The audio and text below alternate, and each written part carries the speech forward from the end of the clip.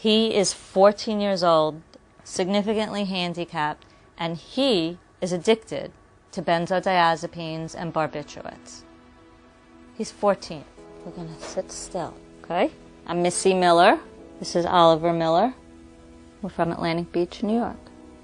Oliver had a stroke in utero, and as a result he has what's called a brain stem injury. So he has a lot of very complex medical problems. Among them are seizures that do not respond like this. Okay. Okay, okay. All right? You okay?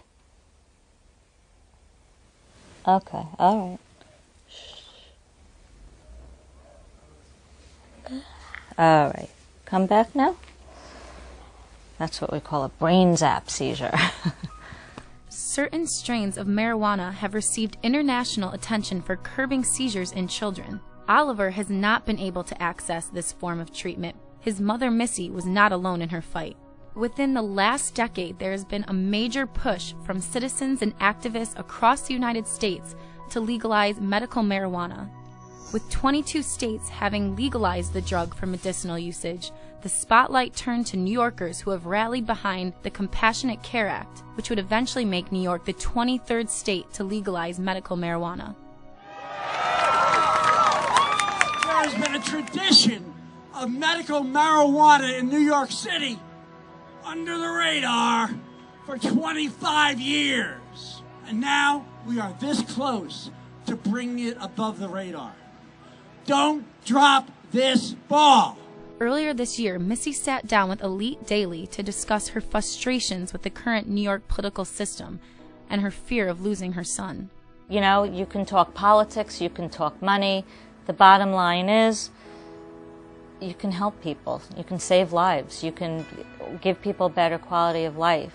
It's what should be done.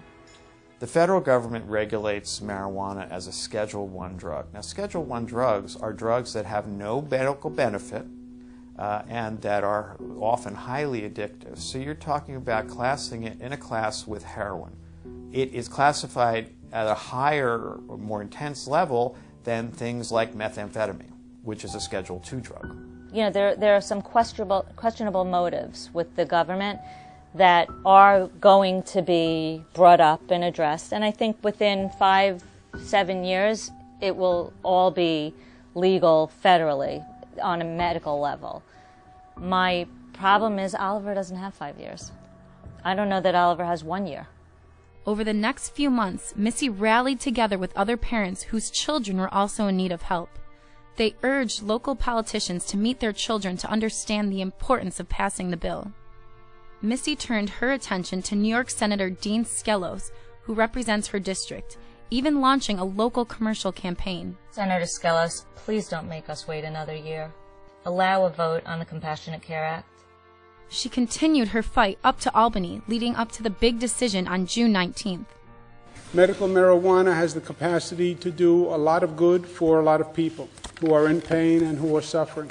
We were in Albany Wednesday and Thursday. We heard Thursday morning that they had reached an agreement with the governor, and then we were in the press conference when the governor made the announcement that he was going to be approving this bill. Some of these cases are the most heart-wrenching cases you've ever heard. You're dealing with children with epilepsy, babies. The next day, I had gotten a phone call very early in the morning from Senator Skelos' office asking me if I was still in Albany. And I said, no, we had to come home. Oliver was having too many seizures. He was too unstable. And then they called back and they said, he would like you to watch the vote.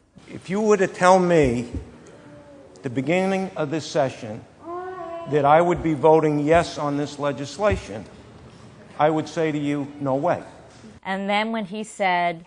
But when you meet Oliver Miller from my district, 14 years old, and some of the folks here mentioned that they have 10, 12 seizures a day. He has hundreds of seizures a day because as a result of a pre-birth stroke. Calling out my son's name, like, on the Senate floor. Like, he basically, you know, was just saying, like, you know what, this little boy changed my mind. That's worth voting for this legislation. I was so proud of Oliver because I felt like Oliver is helping thousands of people. The bill is passed.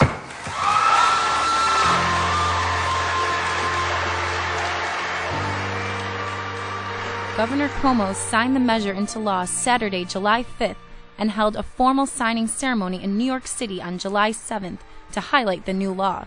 It makes total sense for New York State to take this advancement in medical marijuana. A tremendous weight has been lifted. This step has lifted, the biggest hurdle right out of the way. So I'm very hopeful. But a lot of people look at Oliver or children like Oliver and think, what do they contribute? Why they're here with all these problems? What do they? And Oliver really has contributed. Okay, all right, okay. And hopefully we can stop these. Okay, babe. We've been living under a collective delusion where eliminating sleep from our lives is a sort of express elevator to the top.